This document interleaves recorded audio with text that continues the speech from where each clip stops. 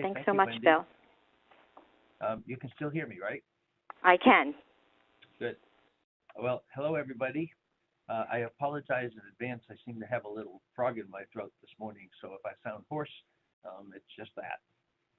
I'm going to have sort of an informal presentation with you today, and what I'd like to do and like you to walk away with is an understanding of when you have to make a presentation or write a paper or perhaps write a book, and you have some data that you'd like to display in some sort, you're going to probably want to make some kind of graph. And most people who aren't familiar with this topic in any depth, they know how to make 2 or 3 or 4 kinds of graph from Excel or something, so they make those, and they're impressed with their own graph because it's pretty and it has pretty colors in it. And they think, wow, I've really done a good job. Well, what I hope to do today is to really expand your mindset about that and show you what kinds of things you should be doing with your graphs. They aren't all the same. So I'm going to talk a different amount about these topics, but we'll talk about why we use visualizations at all. So we're talking about data, showing data in some sort of visual form. How you can make it tell a story. We're going to talk a lot about different kinds of graph types. Not all of them, of course. There's a whole lot more than we can cover in this amount of time, but we'll discuss that. We'll discuss color and the importance of color and things you should think about complexity in graphs, the effect of the media that you're going to use on how you choose a graph. We'll just mention interactive visualizations for a while and talk a little bit about software that can do this for you or with you. If I can figure out how to change the slide. There we go.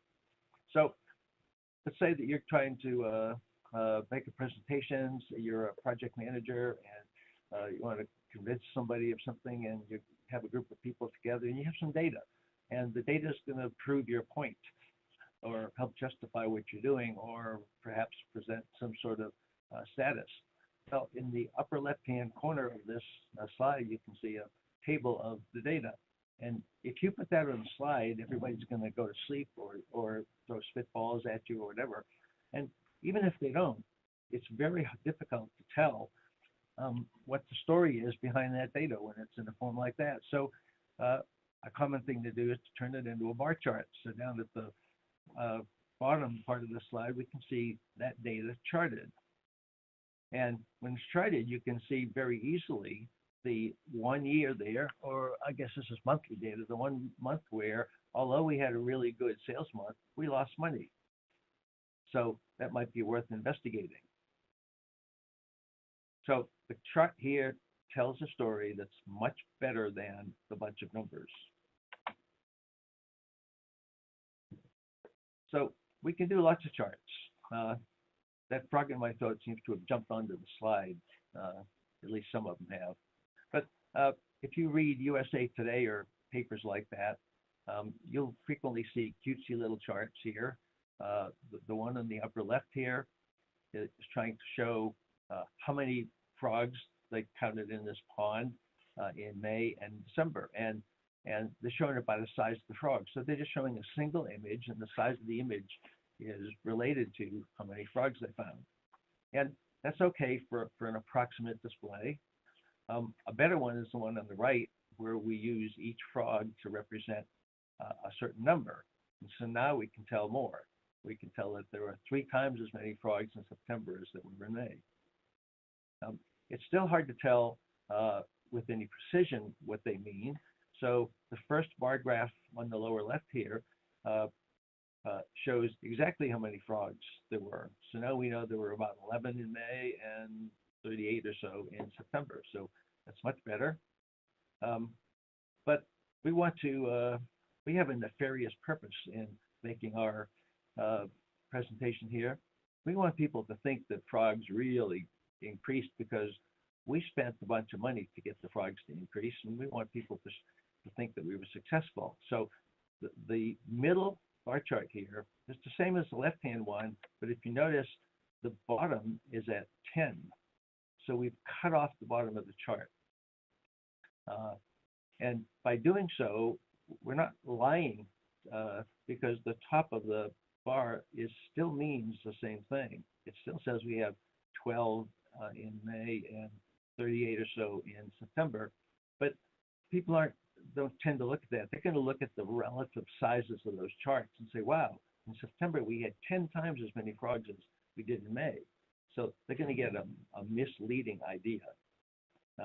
Any politician who produces data and shows it to the world, unless they are scrupulously honest, does stuff like this to not technically lie, but to give you an impression that meets with the story that they want to tell. And that's a very unethical thing to do, but it's done all the time by newspapers, magazines, and especially politicians. However, if we're talking about statisticians, it's just the opposite. A good ethical statistician wants you to know a lot. So the final bar chart here has the origin at 0 again, and it looks like the first one, but you can see there are little lines up at the top of both of them, and those are called confidence intervals.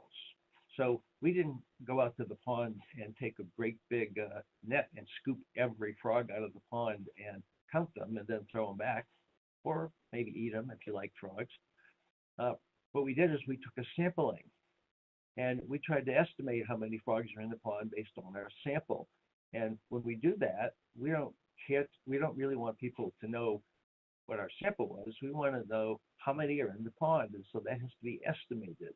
And these little bars give you a range of how many are in the pond based on what we actually counted. So this is the most precise, the most realistic, and the most honest way of presenting this data.